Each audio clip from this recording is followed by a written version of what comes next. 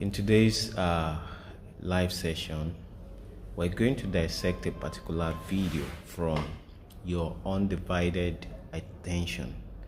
From your undivided, there is this Professor Michael. Briefly listen to what he has to say. Own opinion. So this particular live session is titled the bad and good economic effect of AI. The bad and good economic effects of AI. So we're going to dive deep into what the economy of AI is going to be, and then we're going to look at that in relation to human race, then look at history and see how that is likely to benefit human race, humankind. You understand? So now let's dive into it. It's going to be quite insightful.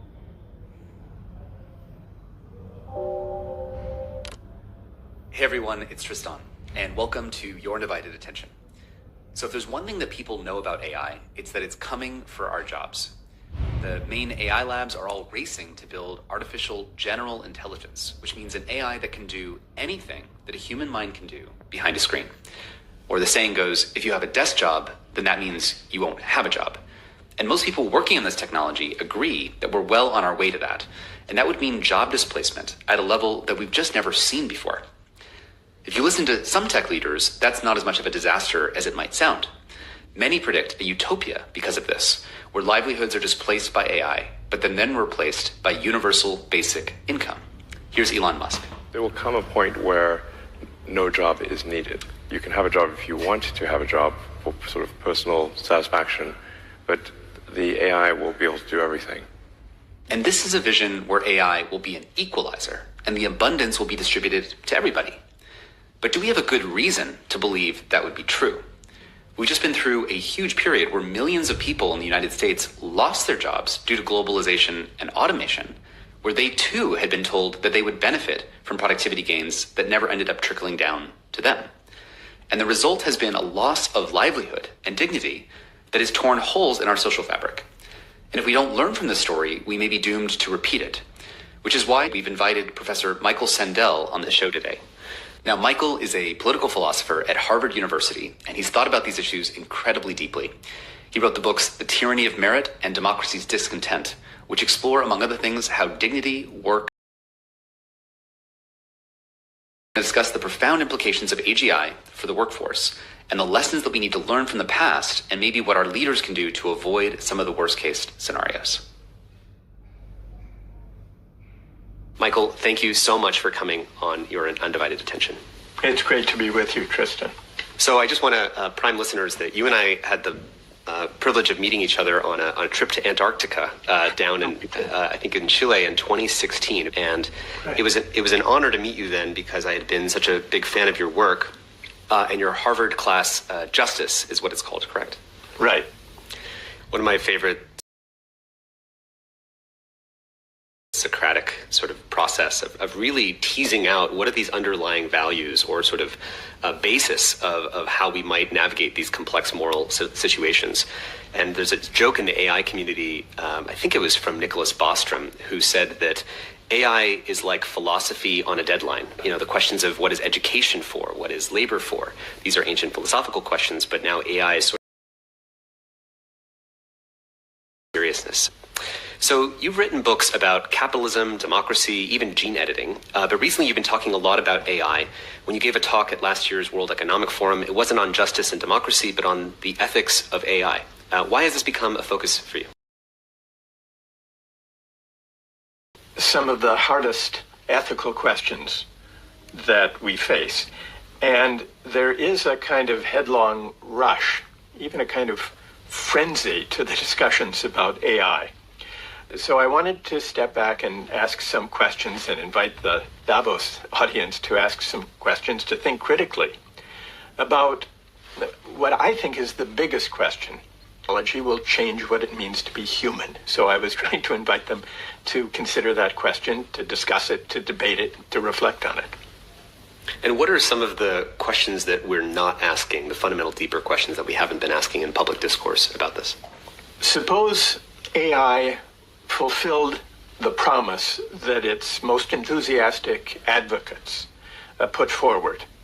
Suppose we could have companionate robots, for example, to care for the elderly, to try to address the problem of loneliness, for that matter, to care for children. Suppose that we could create digital avatars of ourselves that we could bequeath. Philosophical question. The most important one is, would we welcome it? Or would that be even more worrisome than if we notice little gaps and unconvincing moments? And I think the reason, it's hard to articulate philosophically, what is the reason we might still worry, or worry all the more? But I think it has something to do with losing contact, losing our grasp of the distinction between what's fake and what's real, what's virtual and what's actual. And so the interesting philosophy begins when we begin to ask, what would we lose exactly if we lost the capacity to distinguish between the virtual and the actual? Yeah, it seems to me what you're pointing at is don't know how to name even about the integrity or the original authentic expression of friendship, let's say. Yeah. And we don't even know how to put a name to that thing, but we all sort of operate by it because we know it when we feel it and we're living with it. And then suddenly, as new technologies threaten to, let's say, undermine whatever that invisible quality is that exists just between humans, even as you're saying, we're not imagining a partially working chatbot. We're talking about a companion that fully meets you in the fullest ways, that's sort of perfectly designed because it maximized, and profited from individual use of screen time.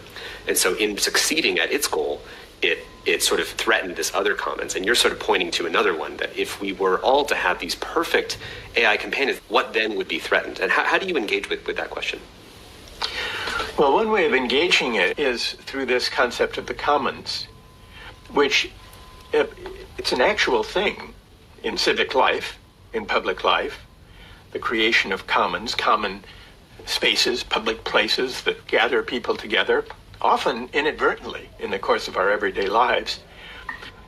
But the commons also operates figuratively, metaphorically, as a form of communion, of being together, being in the company of, or in the presence of others, even in what we would call actual, not virtual, relationships and friendships. We seek to deepen our sense of presence. And we learn from and draw spiritual nourishment from presence to one another. And what the technology is testing is whether we could do without it, whether we could do with a really good simulacrum of presence, such that the virtual was an adequate, maybe a preferable alternative to the actual, to the real, to being with others. So our capacity for human presence, being present to one another, is being scrambled and confounded by this technology. And now we live in a world where we have to entertain the possibility that our capacity for human presence could be extinguished, could be lost. And we would find ourselves inhabiting the virtual rather than the actual way of being with one another. If we imagine a frictionless way of being with one another virtually, the problem is really the ultimate form of human isolation, which is to say the loss of the commons. Right. So I want to get into some of the other topics around labor and dignity, because I think that's really the place where you really struck a chord. And, one of the things that on the philosophy on a deadline aspects is there's a lot of things we don't want to look at or confront. And if we don't look at them and confront them, then they just happen. And one of them is the looming job displacement from AI. And most policymakers are really not willing to talk about this head on because they don't really have a good answer. They think about instead, let's just talk about increasing GDP. As long as GDP is going up and goods are cheap, that's enough to call the world, successful. But I want to talk about what it would mean for this many jobs to be displaced by automation. And you really laid the story out in your book, Democracy's Discontent. Can you start by telling that story in broad strokes, maybe learning from history? Yes, in Democracy's Discontent, I look at the broad history of political argument, political debate in the United States from the founding to the present, and try to tease out or to glimpse the shifting conception of what it means to be free that's been implicit in our public debates. These days, when we think of ourselves as free or as aspiring to freedom, what we mean really is the freedom to choose our interests, our ends, to act on our desires without impediment, or with as few impediments as possible. It's what might be called a consumerist conception of freedom, because I'm free when I can act on my desires, fulfill my interests and my preferences. And this coincides with a very familiar idea of what an economy is for. Adam Smith and Keynes both said an economy is for the sake of consumption, consumer welfare, serving and promoting, maximizing the welfare of consumers. So it's a consumerist conception of freedom. Each of us has various interests, aims, desires, preferences, and insofar as we can realize them, then we are to that extent free. I argue in Democracy's Discontent that conception of freedom is first unsatisfying, ultimately. And not only that, it's not the only one that's been available or present in our political tradition. I contrast the consumerist idea of freedom with what might be called a civic conception of freedom. I'm free insofar as I can have a meaningful say with fellow citizens about the destiny of the political community. My voice matters. I can participate in self-government. I can reason and... So, that's it. It is now time for my own opinion. And before I, widen this image that I have here, which I want to use to, to drag my points home, I would like to briefly, say one or two things. Now, AI, if you, listen attentively to what, the program said, he said there was this, this campaign about AI, that once we have AI, it will actually increase GDP, and then we're going to, have commodities, goods at cheap price. You understand? Well, that's good, because basically there is going to be this mass production of goods and services. You understand? And as a result of that, we're going to really have increased GDP. But the main point to argue here is that how will that be compensated, or how will that commiserate with, the level of employment in the society? Because basically, if we have huge GDP and then there is this decrease in engagement of workforce so as to have per capita income that will empower people to purchase, then definitely supply will be more than demand, and that will lead to bad economy. So that is what I really want to stretch here in this particular video. I want us to see the economic bad effect or good effect, as it may be, of AI. So we really need to, give these issues, we really need to give them cursory examination or cursory look. So we need to understand, the lapses of AI, and then understand the the benefit of AI, because it is only by recognizing all these issues that we will know how to tackle the issue. Of course, AI is highly beneficial in the area of health care delivery, in some other areas. In fact, in majorly all the areas, AI will be useful. And there is going to be this quick decision making. There will be huge outputs in terms of production. There will be, lot of productivity. There are a lot of problems that AI can solve. You understand? AI can actually serve as assistants, and then we know that there is possibility of having a company,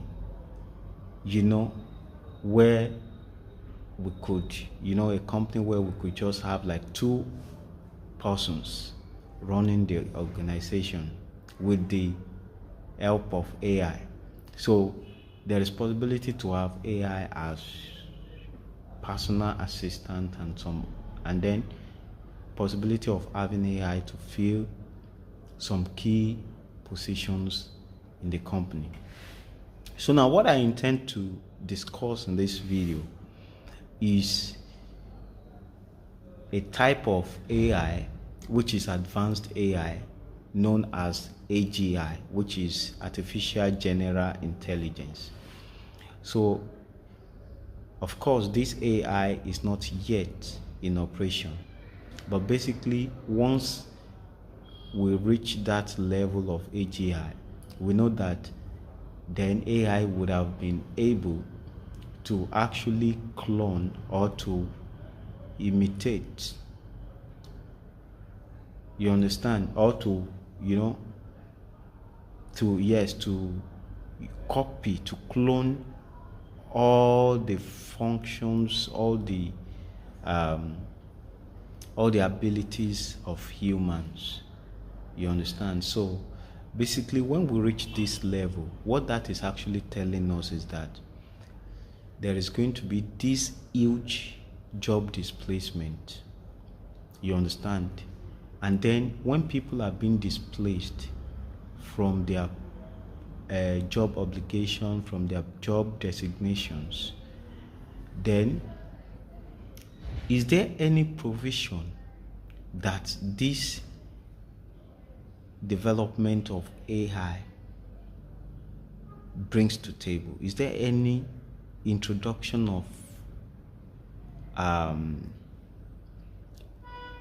any new introduction of job opportunity that AI can introduce, so that it can actually create another avenue for people to develop skills on and then be employed eventually?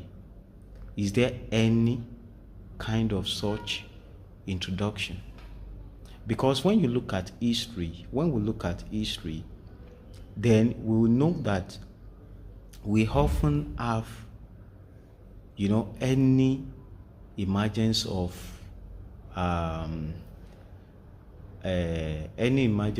innovation to bring about job opportunities for people. So now we know when we're talking about economy is mainly to satisfy consumers' appetite. You understand? There are so many other things attached to economy, you understand, because we usually have these 2 sides, supply and demand. Demand is the consumers need parts, while the supply is the the producers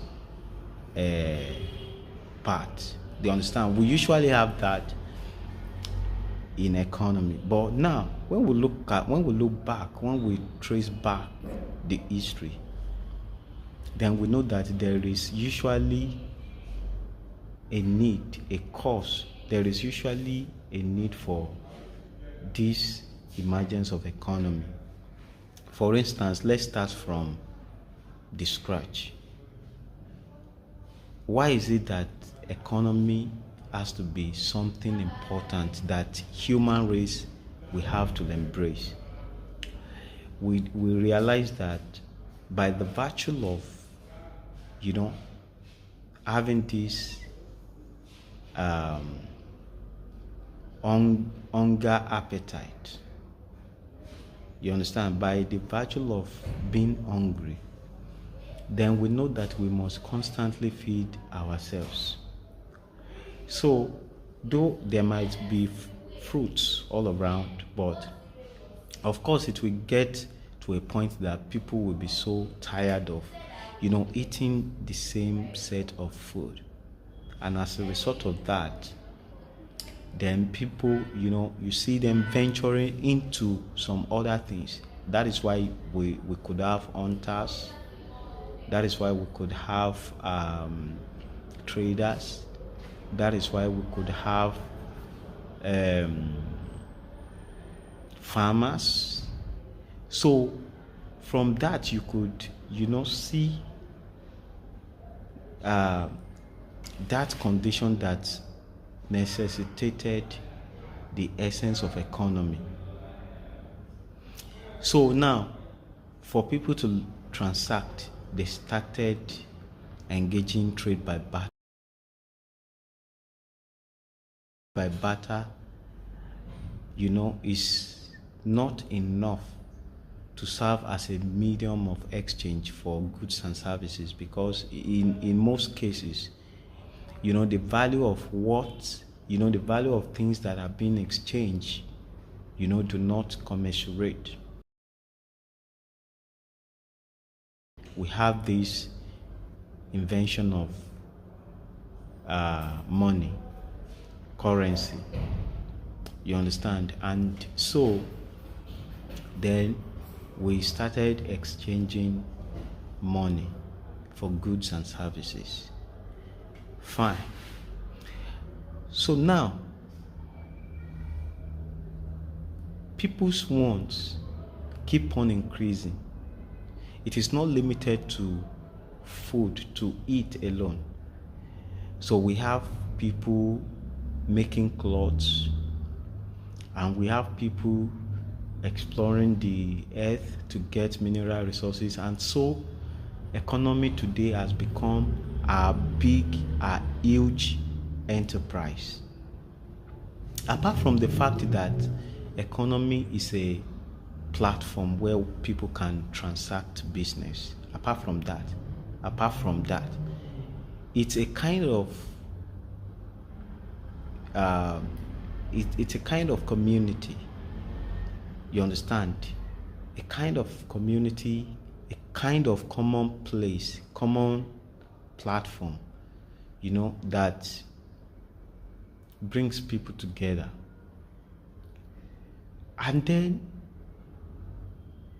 that relationship of one-on-one transaction it has its own value. You understand? It has its own value. And from there, we could see the development of labor in the market. And the labor, as it is, it has dignity. You understand? There are so many things that are being instantiated or being established by economy, which we need to really protect. You understand? So there are a lot of things that we need to actually consider when we are considering the benefits, the advantages of AI. So we must also consider the disadvantages, and you understand? So we need to consider all those things. So now, in today's video, I'm going to open our eyes to the good and bad economic effect of AI. This is not to discourage people from embarking on AI, this is just to, this is just to open our eyes to reality and then see how we can actually tackle it head on. That is what this video is all about. You understand? So we should not be blindfolded by merely the benefits of AI alone.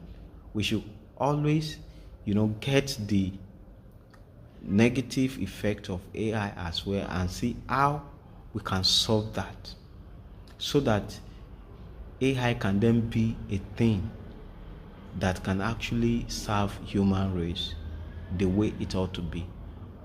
But the main issue with AI is that AI is not a tool, like I've always been saying. It's not a tool in our hand.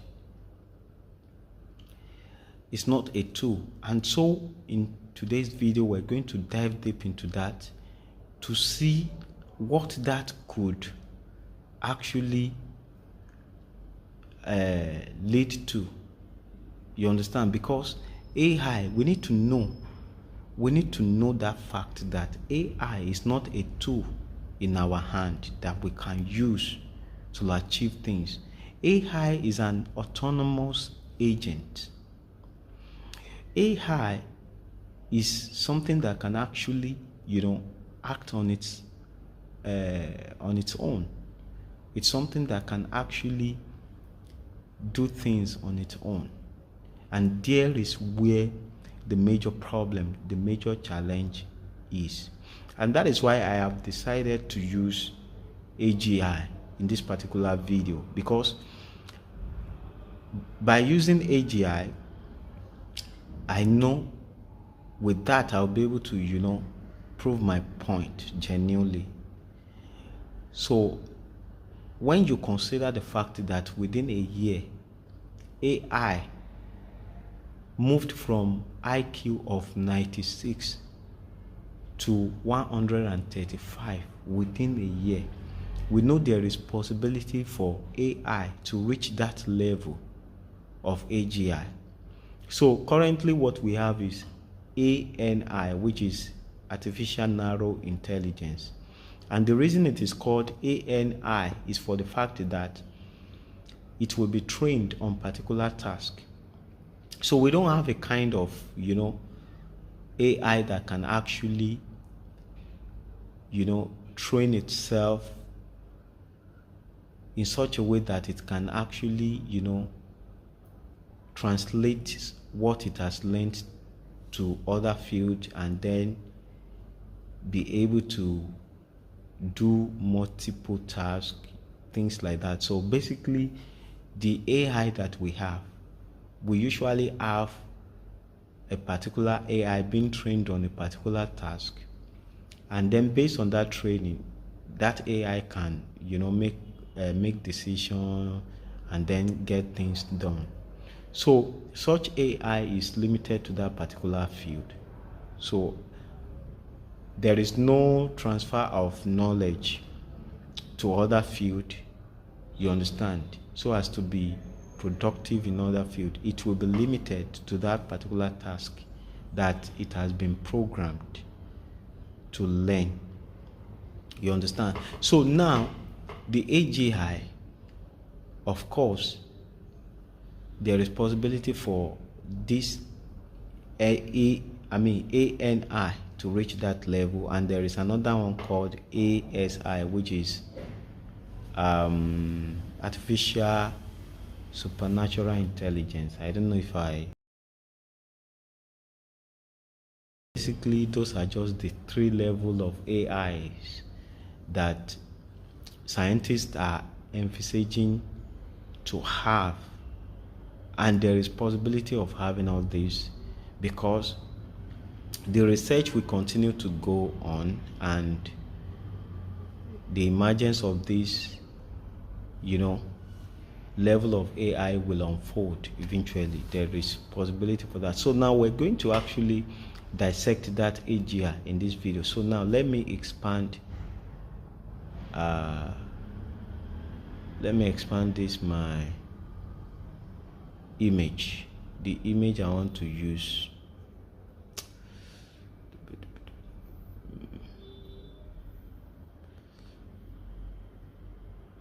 Okay. All right. So now, as you can see from the title, the good and bad side effects of AI. Basically, the title is the good and bad economic effects of AI. So now, here I have two charts.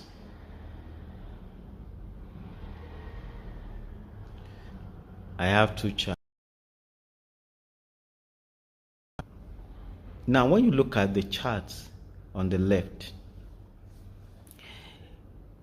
there you can see that we have four sets of people. We have poor, we have middle class, then we have millionaires. Now, when you consider the percentage of adults in each category, then you will see that in that category of the miserable, we have about 55% of adults in that category. And with that, we can get to know that majority of the youth, the workforce, they are already miserable according to that research. Now, why is it like that? That is a serious question we need to ask, because of course, as we know, there will be consequence for that. When we have, majority of youth to be jobless, to be idle, of course that will cause chaos all over the world. But now, why is it that we have that huge percent of youth in that category? That is number one issue that we need to tackle. So when we look at, every level of economic development, or let me say economic shift, we see that, for instance, right from the inception, there is this emergence of farming. And when we look at it, we know farming, which is what we call agriculture sector today, is, the main stream of economy, or rather, let me say the mainstay, because it employs huge number of youth back then. In fact, people do have, their children to be partakers of their own farming practices, you understand, like the parents. So basically, back then, we can see that agriculture, which is the agricultural sector, employs more youth back then.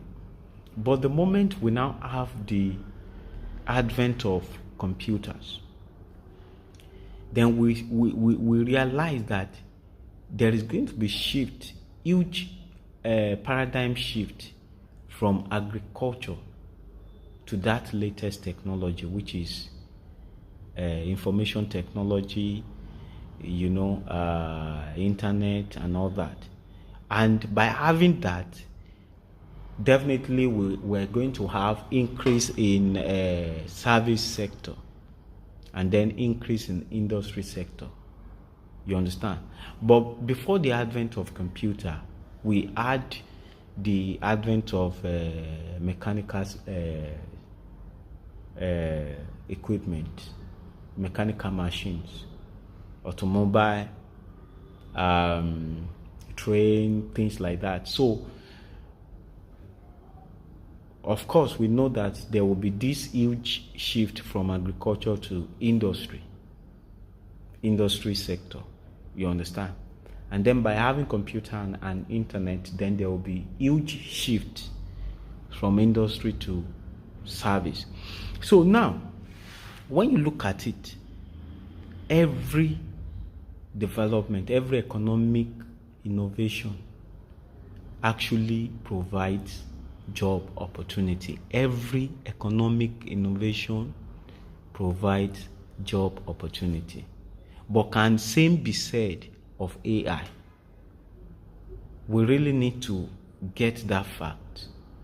So now, because of this huge shift, of course, there will be huge number of people who will not be able to afford to acquire that new skill, to acquire the new education, for them to be able to fit into that new economic shift.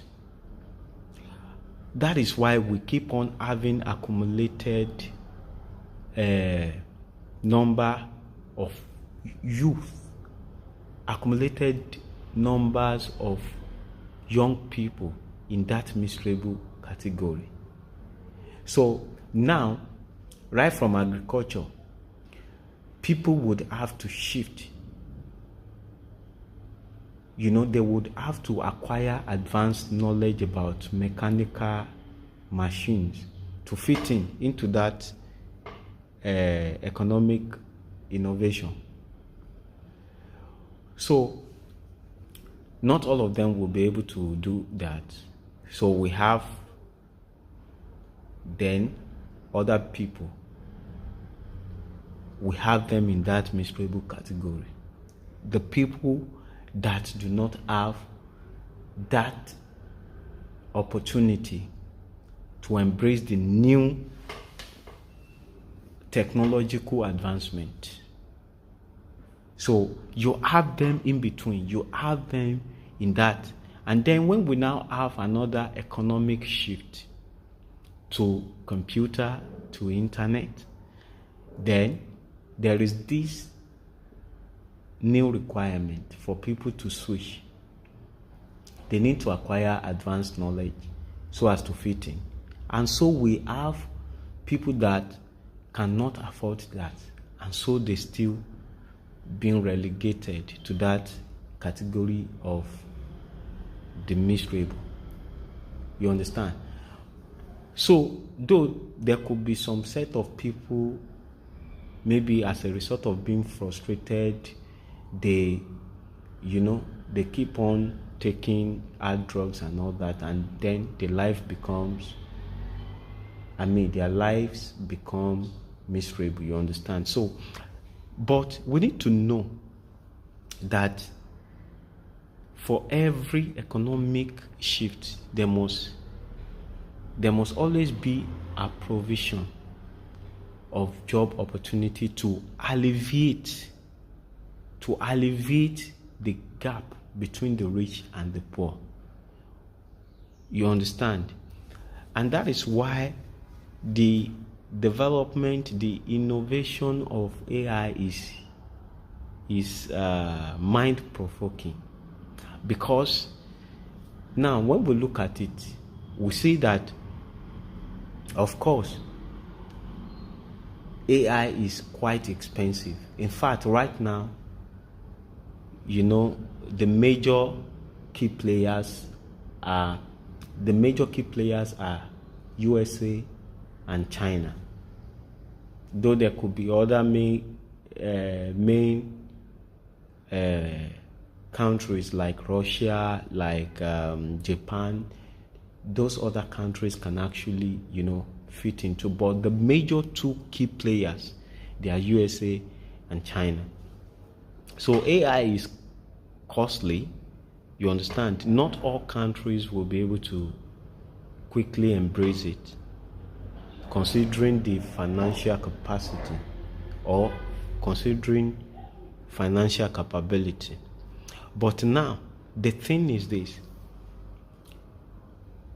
We know that AI will actually displace people of their job.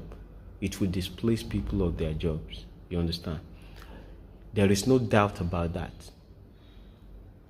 AI will make people to be lazy. AI will disintegrate social communities. And there are so many other things like that. Even though we know that AI will be more accurate to diagnose, to do some other things, it will be more proficient to use AI for legal issues and things like that. You understand? But then we need to focus on this job displacement issue.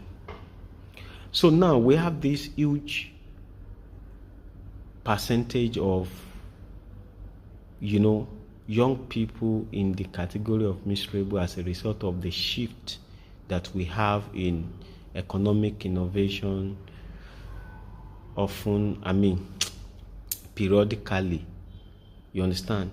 So the gap is as a result of people who could not, afford to acquire the advanced knowledge, acquire the advanced skill. Okay? Then for the poor category, we have 33%. We have 33%.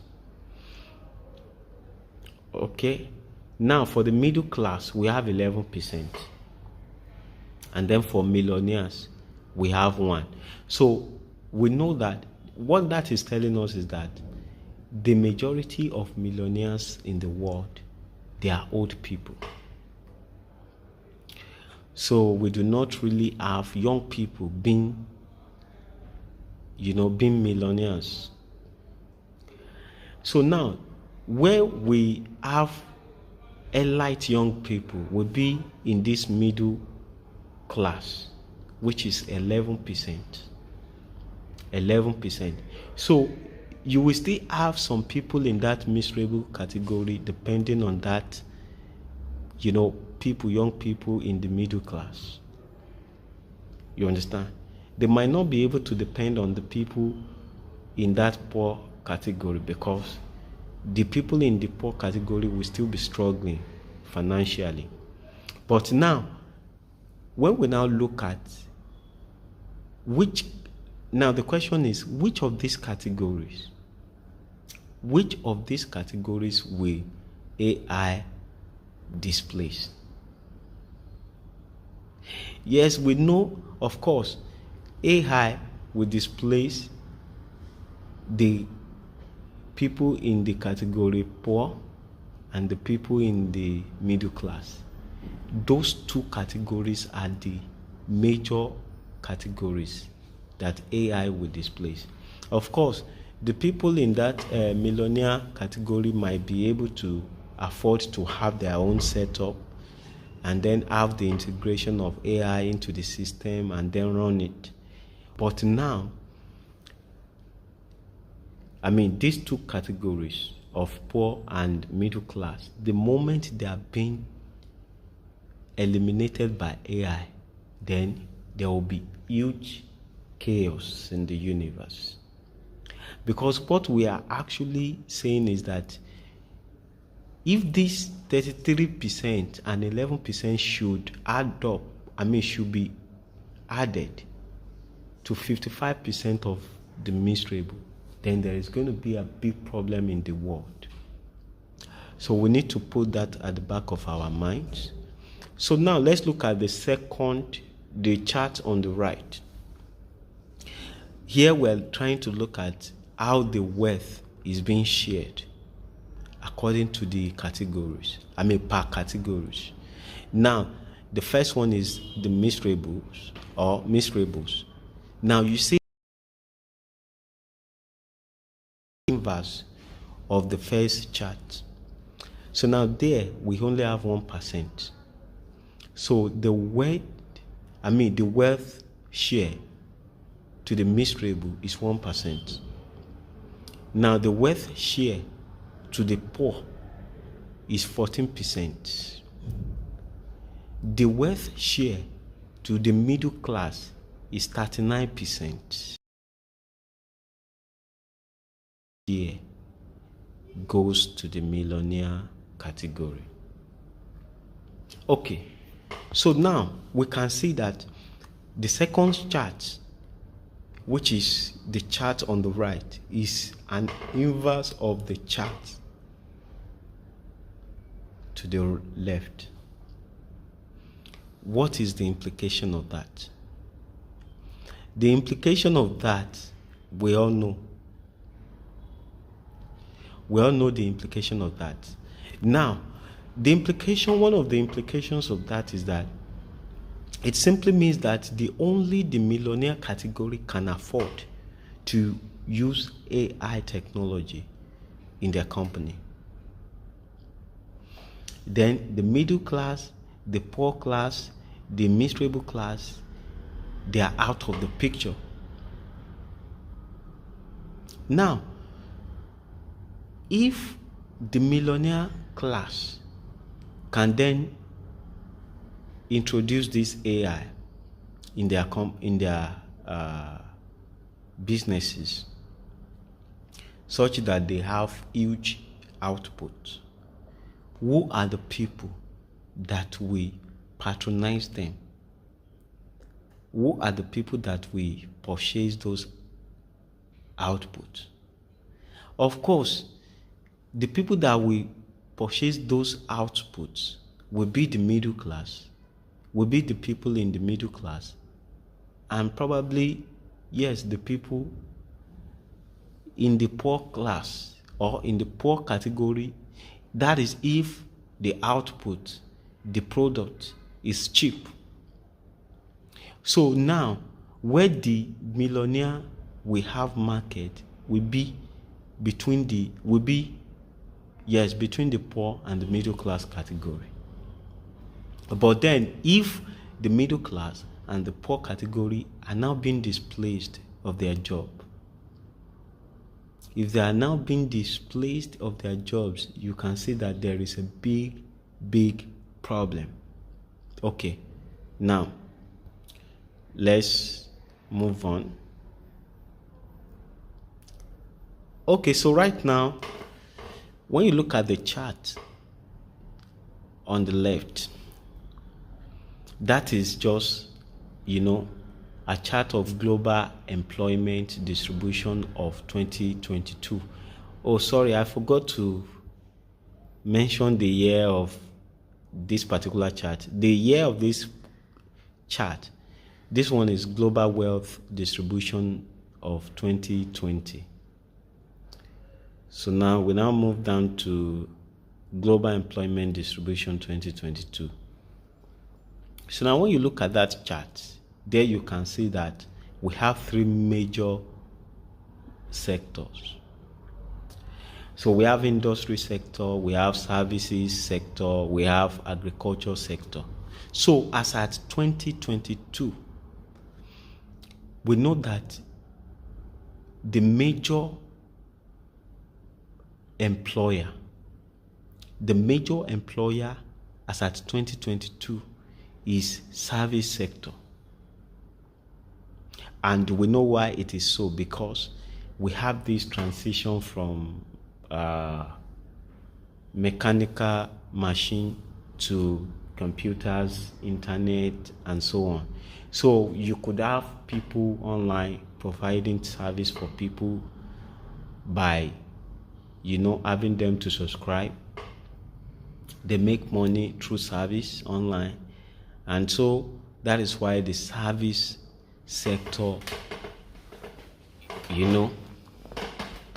we have the likes of, we have influencers online. They are making money through, the service they provide, through content, through service. And then we have, so right now it is even easy for companies to have the software, the app online, to have it on cloud, and then have people to subscribe and pay periodically for the apps. You understand? So now we can see that the advent of internet and computer has resorted to having service sector to be the main, employer of the masses all over the world. You understand? So, but then followed by agriculture. Yes, agriculture, of course. Agriculture is still employing people. So we have that to be 26.4%. The service sector is 49.7%. Then the industry sector is 23.9%.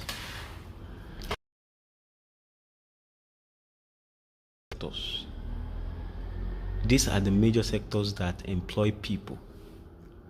Now, how if we now add AI to it? I don't know, maybe we can just add AI as a sector. What can be said of AI in terms of employment? If AI is added to this chart, what can be said of AI as new innovation to employ? AI is here to displace people of their job. That is the major thing that AI is here for. But actually, we know there is going to be this improvement in output. There is no doubt about that. But now, the question is, will there be improvement in the lives of people as well? So now, let's go to the advantages and disadvantages of artificial intelligence. So now, I want us to explore the advantages and disadvantages of artificial intelligence. Now, one of the advantages is that AI doesn't get tired and worn out easily. AI is a machine. AI will continue to produce for longer time than humans. You understand? And AI can actually produce faster than human, and AI can even produce at huge quantity. Can produce huge quantity than human. You understand? So we have that advantage right there. There is no doubt about that. So the disadvantage is that the incurred expenses will be so costly. AI incurs high costs. So since AI is costly, then there will be limit to countries that can actually embrace it, and there will be limit to companies that can embrace it. So this will create, floodgate of wealth for tiny set of people in the world, because only those that can afford to embrace AI will be the one that will be running the economy of the world. So I don't know if we can get the picture of what I'm trying to prove right here. Can we see that picture clearly? There is going to be a lot of chaos all over the world. And then it's more or less like the world is actually going towards a new order. New order. The world is actually going towards a new order. So let's look at it this way. China, USA, they are the key major players of this AI. They are the ones that can, afford the AI currently as we know it. So we know that all other countries that we then later embrace will either go to embrace the AI technology of USA or that of the China. So now you can see that we have this new order. And so when you look at it, China AI is open source. It is actually free. So why major companies in USA, they have their AI being priced? So they have price tag to it. You understand? So now, when you now look at it, peradventure people will go for what is free, and then China will have more people, more countries at its side than USA. So basically, eventually there will just be one country that will emerge as the winner, and whichever country that emerges as the winner will now be the country that will do what? That will rule the world. So with this AI, there is this possibility of having the new order in the world. You understand? So now let's look at the second advantage, rational decision maker. Yes, AI will make rational decision than human because it has huge database of information. It has large database of information, and it can quickly,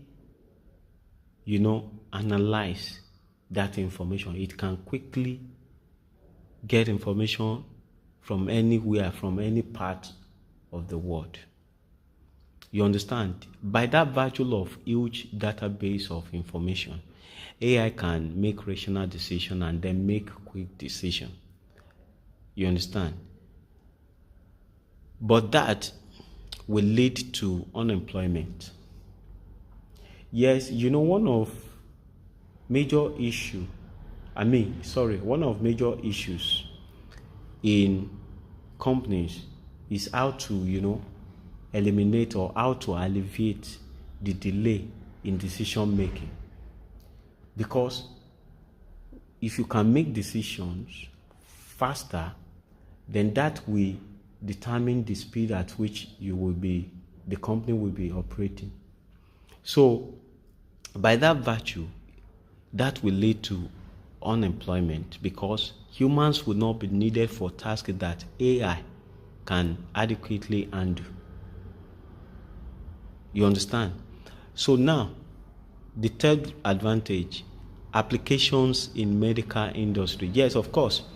Like if you have AI to be your doctor, AI can quickly give you information, and having one AI as your doctor can give you, rundown analysis of whatever it is whatever health challenge that you have. So it is not a kind of specialized doctor. So you know that if you go to hospital, if you have anything to do with surgery, you will have to see a surgeon. If it is something that has to do with prescription of drugs, then you have to see physician. So it is not, AI will not be specialized to a particular field. AI can actually be versatile in that application of medical industry. AI will be so versatile, and as such, then human contribution might not be needed again. So now the disadvantage is that no improvement with casual experience. So AI lacks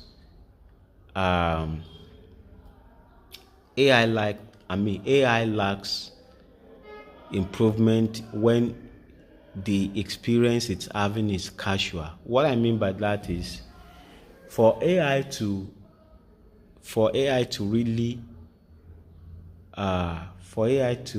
be able to give tangible information, AI will have to, experience the environment, because AI is actually learning from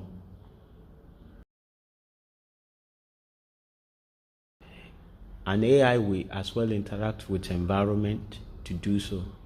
So if AI is unable to, get a detailed information about that particular, let's say, ailment, then AI might not be able to improve itself. So the large information database, that large information database, and then the sophisticated pattern matching of AI, that is what empowers AI to often improve. And then the ability to learn. So that is that.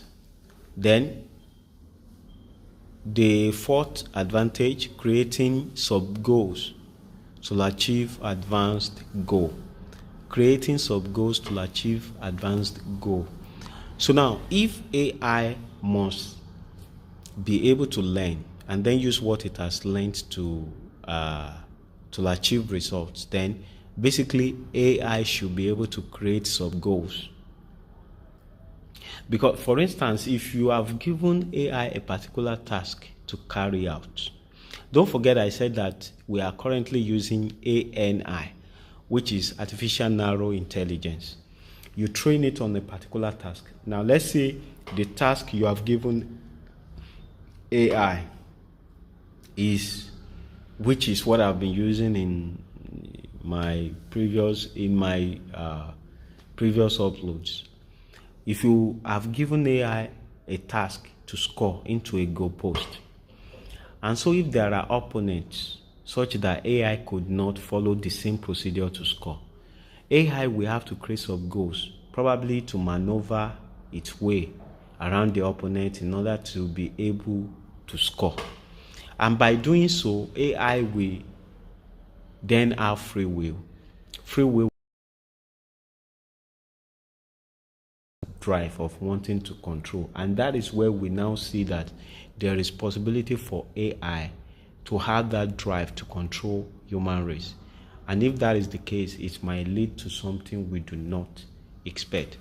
Then another thing is that by allowing AI to have access to that huge database of information all over the world, there is possibility for AI to even conquer the entire human race without even using weapon. Because AI can actually confuse people psychologically. For instance, if you ask AI to diagnose you, to do medical checkup on you, that AI might decide to give you a wrong information, which would make you to be psychologically imbalanced. So now, AI has huge weapon at its disposal. So AI can tamper with psychological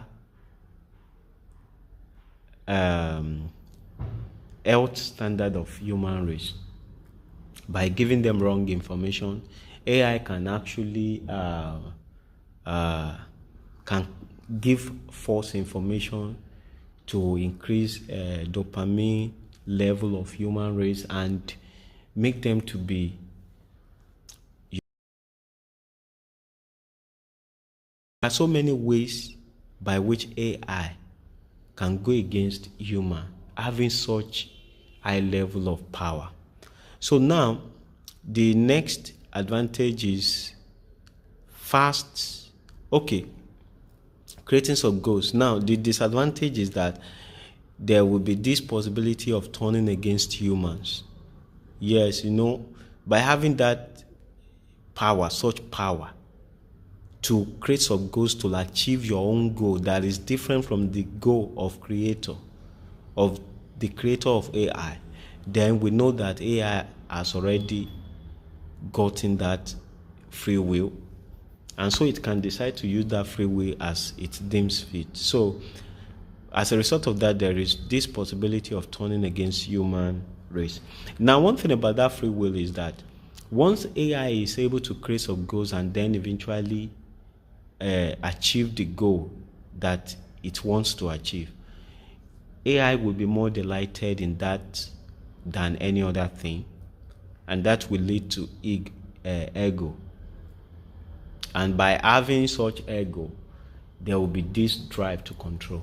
So now, don't forget that AGI is what I want to use, which is Artificial General Intelligence. Now, this AGI is to have AI at the level of human, to have it such that AI can transfer knowledge. AI can actually apply its knowledge elsewhere, not even within the domain of the task given to it. So it can actually widen its horizon, move to other fields, such that AI can carry out multiple tasks. So once you have AI at that level, there is a big problem. So now let's look at the next advantage: fast learning improvement for IQ. Fast learning improvement for IQ. Like I said before, we have AI within a year moved from IQ of 96 to IQ of 135. That is something that we need to be worried about. It's something that we need to be worried about. So if AI could continue to be moving at that pace, then we know it's a pace that we cannot withstand. It's a pace that we cannot catch up with. And like the godfather of AI once said, Jeffrey Hinton, he said, if you want to know what it feels like not to be at the apex level of intelligence, he said, ask chicken. So I understand what he was trying to say, because it might be so disastrous for one not to be at the peak of intelligence. You understand? So basically, when you look at what we have in the world, even within humans, we have, the class of millionaires. We have the class of middle class. We have the class of poor, just as we have in that chart. And now see how wide the inequality is. See how wide. And so now we see that we only have a small set of people controlling the world. Small set of people controlling the world. You understand? So even within humans, by the virtue of financial influence, we have people having that drive to control people. And that is why you see, when you go back, when you explore the history, that is why we have, the likes of Rome, the likes of Babylon. You have countries wanting to lord it over other countries. And like I have said before, that the only solution to global wars, that is if we understand the fact that the fulfillment of free will is not domiciled in wanting to control. Because when you control, you are creating enemies for yourself. Retaliation will come because the people you are trying to control, they too, they have free will. And the ego will make them to retaliate. They will retaliate by conniving with other countries, and before you know it. So when you look at history, you can see that Babylon is no more. So, the power of that control as it was then, that is not what is operational now. So we now have new countries being at the peak, being in charge. So it will continue like that. And that is not the solution. The solution is for us to, to rather use influence instead of using coercive force to control people. When you create things of value, people will follow you willingly. You will be their Lord. They will be so happy to serve you. You understand? Or when you have positive impact on people's life, they will be subjected, as in they will be subjugated under your control willingly. You understand? Unlike using coercive force, those that you think you are controlling, they are not obedient to your rule deliberately. So if they have any opportunity to attack, they will do so. So that is why it is very important to see that even within humans, by the virtue of influence and power, you see people satisfying their ego to control people coercively.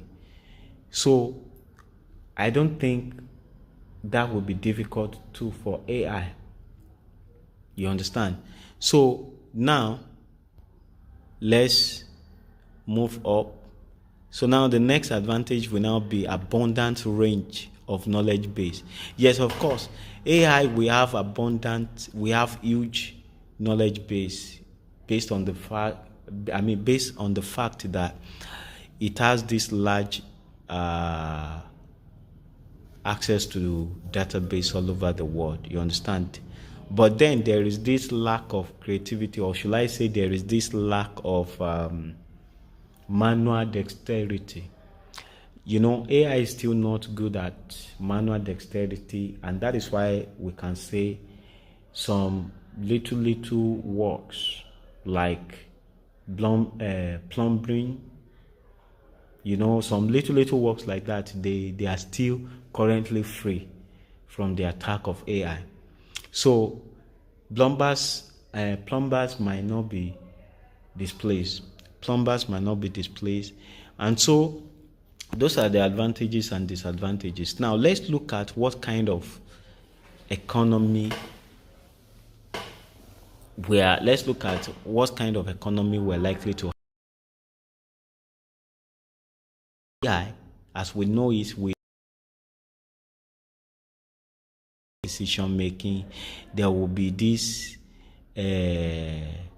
proficiency in production such that we will now have increased GDP.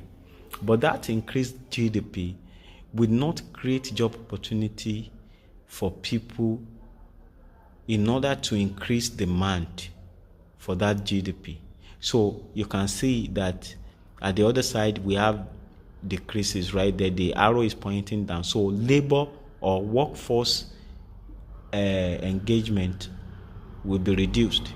Workforce engagement, labor engagement will be reduced. And once we have that, there will be no purchasing power. People will be people will be unemployed. So now, the implication of that is that the feedback, which is the arrow that we have at the better and demand, and that is going to lead to bad economy. It will lead to bad economy. So that is what I need to say here. And in this video, you can see that we have explored, the good sides and then the bad economic sides. So that is that you can see that, yes, AI has its good effect and also the bad effect. So we should always consider the both sides for us to know how to effectively tackle the forthcoming challenges. So now the thing is, based on my novel discovery, which is, using formula of everything to decipher the workings of the universe, we know that there is this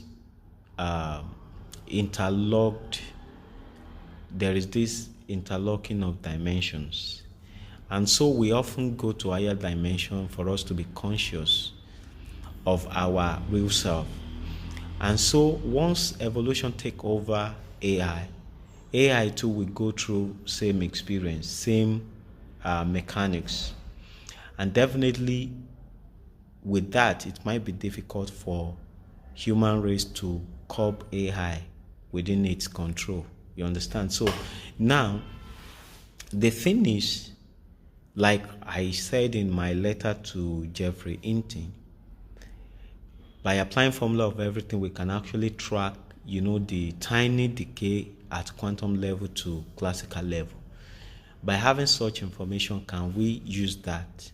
Can that be of any benefit to have AI in such a way that AI can be so beneficial to us and not be detrimental to human race?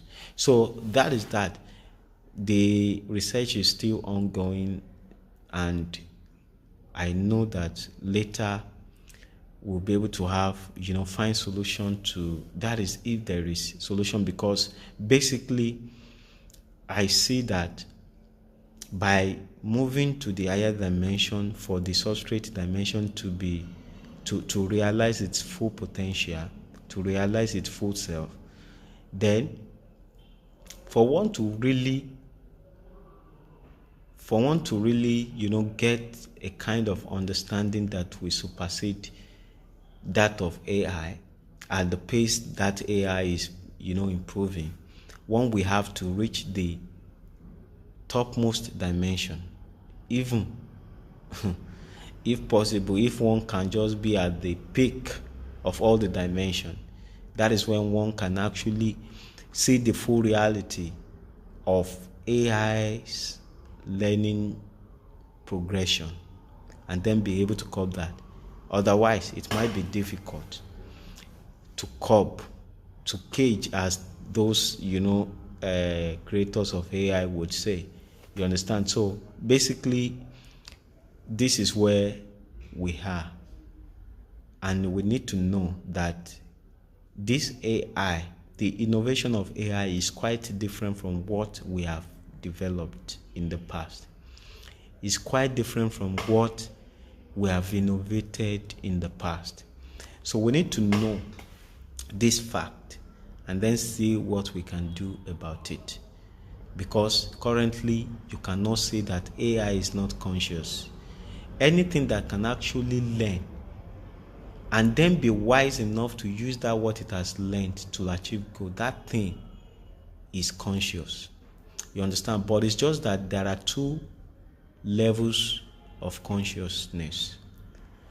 The first level is the level of that self-realization, and I explained that in one of my videos.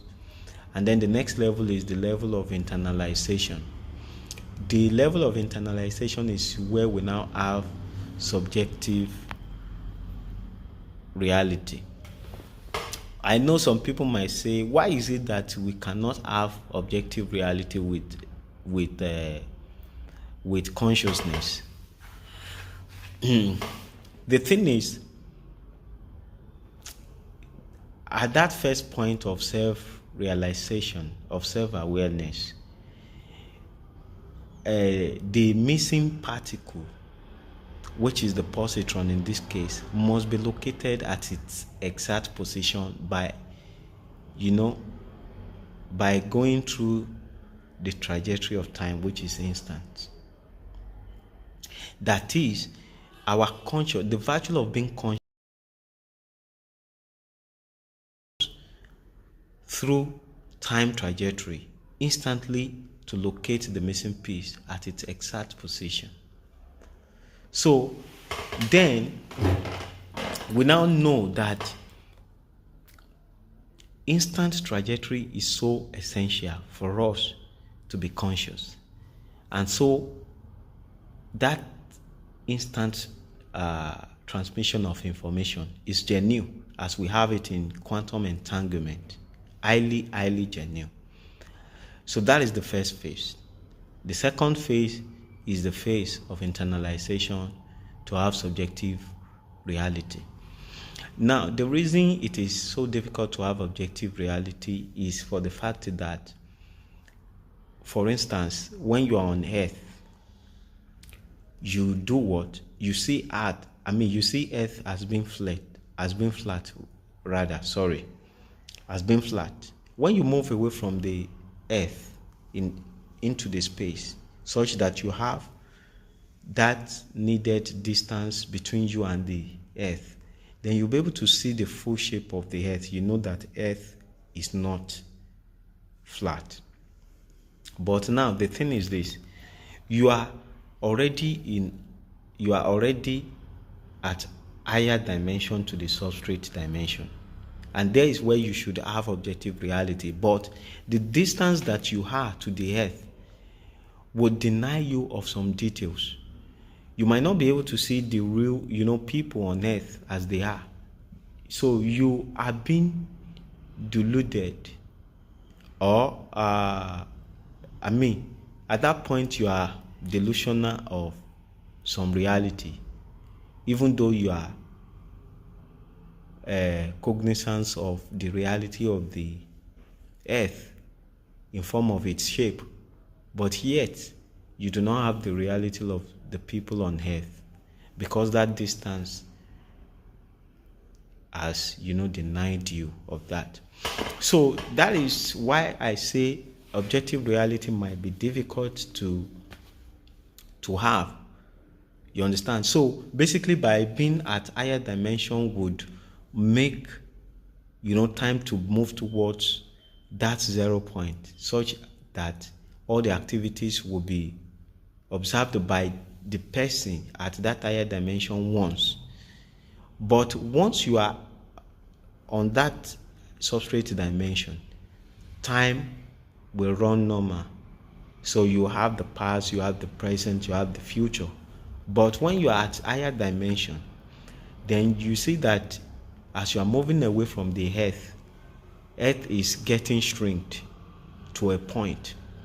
And so you see everything once, even though you might not be able to see everything that is going on earth, but you see the entirety of the earth once. So that tells you the kind of relationship between time and energy. So basically, this video is not for that, but I'm just like trying to let us see the picture of what reality is, so that we can, it's only when we have the genuine reality that we can effectively curb AI. You understand? So, but to have objective reality is something that is where I have links to my research publication in the description section of this particular video. I have linked to all my social media. You can explore my research publication. Then when you look at the bottom of this video, you could see covid.com /Olusegun. That is a link to where you can support me. If you like all my videos, you can support my research endeavors, and then you can support me so as to have financial power to collaborate with other people, and then achieve carry out some of the ideas that I have, and then let them become a reality. You understand? So thank you, and God bless you as you support me by donating to Olusegun. Remain blessed forever.